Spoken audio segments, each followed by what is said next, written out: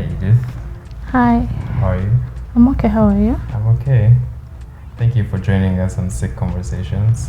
I'm humbled to be here. Thanks for the invite. Looking forward to our conversation. Me too. Could you tell us about your experience being a caregiver or your caregivers? I think I've had the best experience because growing up, I grew up in a very large family.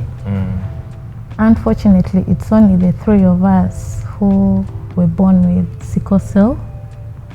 I'm the only girl remaining. The two boys passed on. Sorry to hear about that. But it's okay. But I've lived with my sister and she's so interesting. Though sometimes life gets really hard, like when the pain is intense, you've taken so long when you're down. Yeah. But with time, everything goes on well.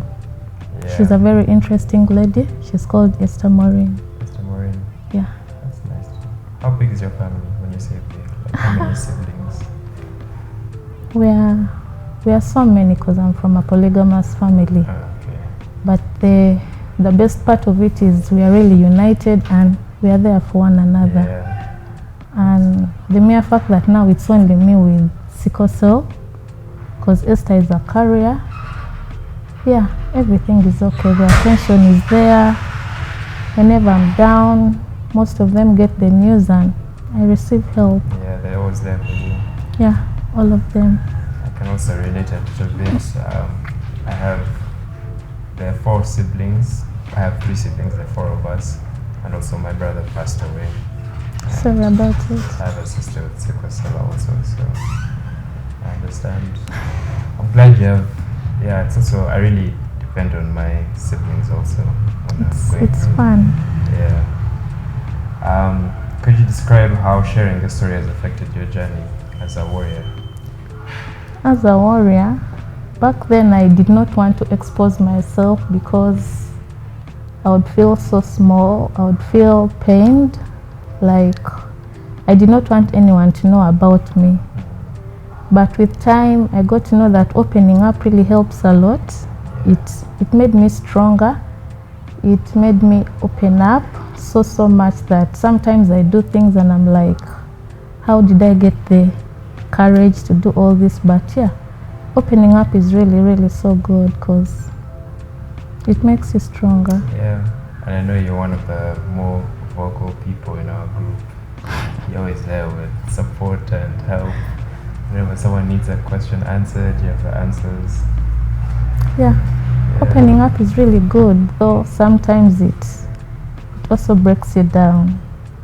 How When being vulnerable to a lot of questions, because most of my friends, unless I have told you or unless I've gotten into a crisis in your presence, is when you know that I have sickle cell. Yeah. But if all that hasn't happened and I haven't told you, then you'll not know. Though the worst part is after you've come back, a lot of questions like, how could you, why did you hide it? Yeah. And you're like, to some people it's worth it, but then with time. Yeah, even me, it took me a long time to become comfortable with sharing my condition.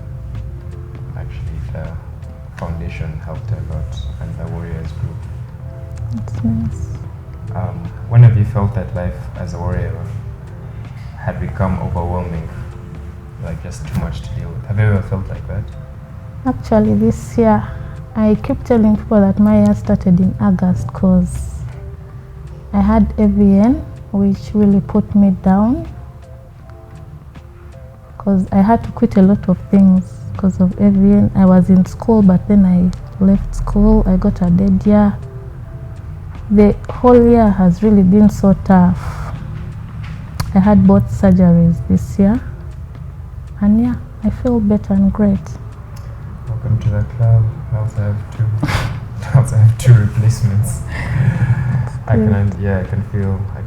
can relate to that pain.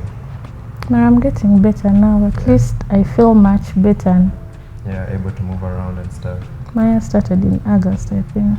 I also keep telling people my year started in April because I started the year in the ICU.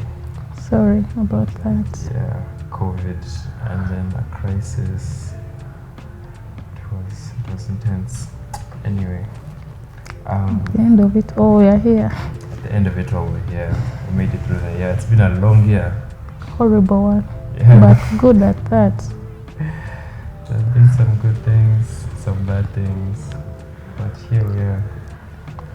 Finally. Can't wait to put this year behind us.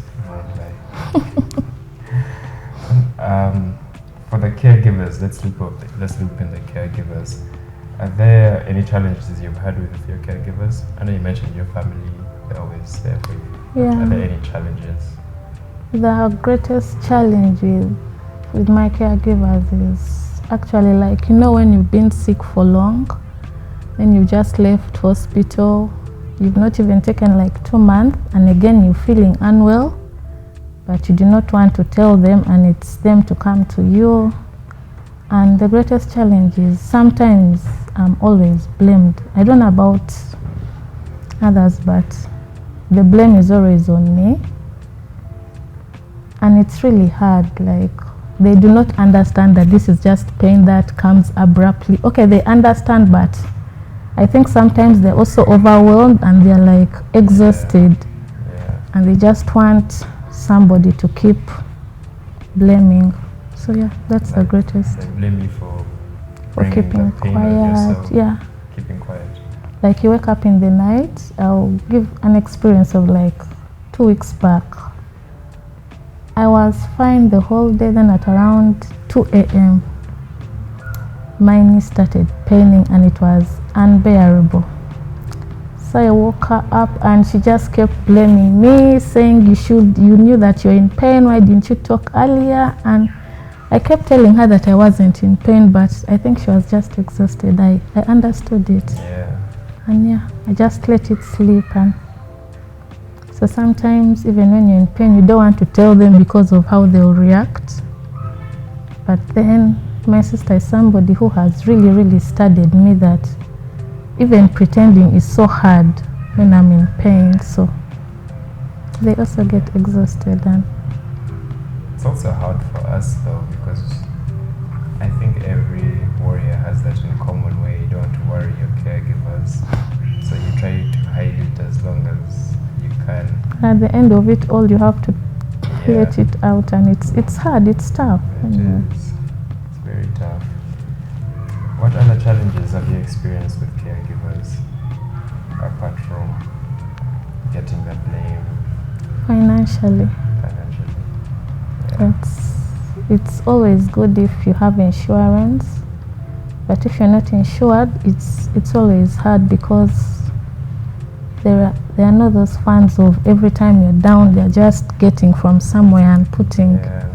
It's really tough. So yeah. Same here. I always get worried about just the support financially and how much it takes a toll on caregivers. Because being in, like, for example, when I said I was in hospital for 3 months, I just had it on my mind that this must be even tougher for the people supporting me. More than it is for you. Yeah. It's I'm just really hard. in pain, but they're worried about work and finding money and also your really- pain. Yeah. It actually worsens your pain sometimes. Yeah, it can. You know, caregivers also get strained, like we've talked about. How have they prepared you to cope with such periods when they're tired also, where they don't want to? Like, do they ever tell you, in case I'm not available, you can go to so-and-so? They tell you to leave them alone? Now, apparently my sister doesn't have such conversations, but she just keeps telling you that when you're not fine, only call me. She doesn't want it to blow out yet, so we try to handle the situation between the two of us, because apparently my mom has pressure, so telling her that I'm unwell means she's also going to break down. So we try to manage it within us. So when it goes out, when the pain becomes unbearable, or when it's like hospital admissions, that's when we involve the other family members. But sometimes it's just me and her. You go to the hospital, she sends you the money, and it's just now you and the hospital till it gets like too bad and you have to call somebody to come and be within the hospital. Blessed has such a strong sister. She's strong. I used to fear her. What can friends or support groups and family do to support our caregivers? Because I usually never tell my friends until long after either I'm better or if it's like very bad and I'm in the hospital. But what can friends do just to support? Do you ever tell your friends? No, I don't. I actually get offline. Like I go mute for some time, but there are those friends who really know you, and they're like, if they haven't seen you for long online, then they know that something is wrong. But I rarely tell them. I don't like my friends seeing me when I'm in pain, so I don't tell them so much. But I really don't think there's anything they can do for a caregiver. It's hard. It's a completely different thing. Even me, I rarely tell my friends until it's very serious. I also go offline. So it's normal. I delete my WhatsApp. It's normal. Just go mute till you're better. Yeah. What's one incident or moment that made you appreciate your caregiver? If there's one, I'm sure there's many. There are pretty many, but this year, like, this girl has really been there in my life. Having 2 operations in 1 year, it's not easy, but this year I've really appreciated her, the whole process, and Wow, so really, it's been a long year for you. It's been horrible. That she even asked me that, what do you have to tell me about this year? And I just told her this year I have learned to live life as it comes. Yeah. Just to live in the moment. You never know what happens tomorrow. Now the holidays are here. What's your favorite Christmas tradition? Do you have a Christmas tradition? Yeah. We travel to the village to join our parents and have fun with them. Then also my cousins, sisters, we are always together. We happen to live next to each other, so Christmas is really nice in the village because we are all together, partying and making noise, and it's nice. The same thing for me also. I get to see all my cousins. We all go to the village to see our grandparents. It's a nice feeling. There's so many of us, so same tradition for us also. What are some things you have to do on your Christmas list this year?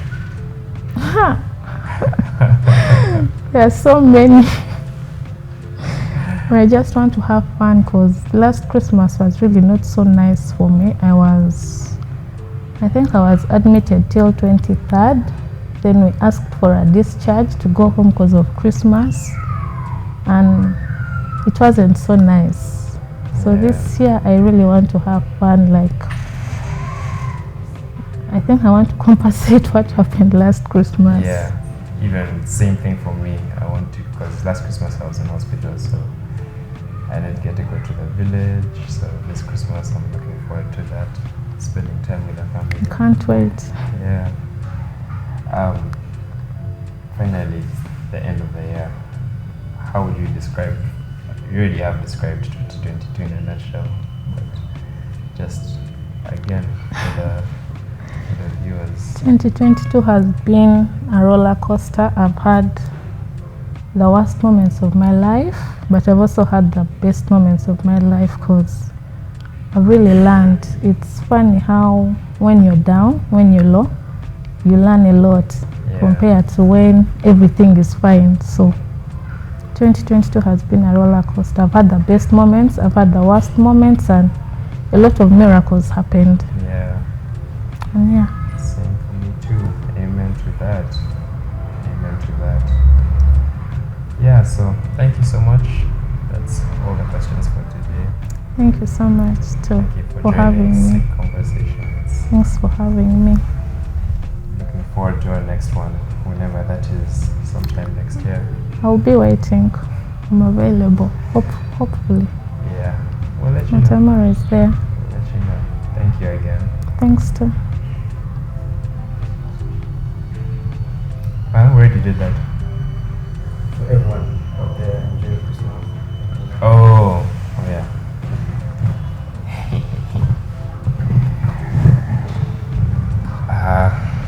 That's it for Sick Conversations. Thanks for joining us this last episode of the year.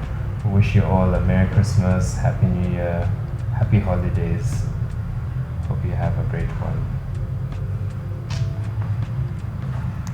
Merry Christmas and a Happy New Year to everyone out there. Live your life to the fullest. Because you're going to. You never know what happens tomorrow.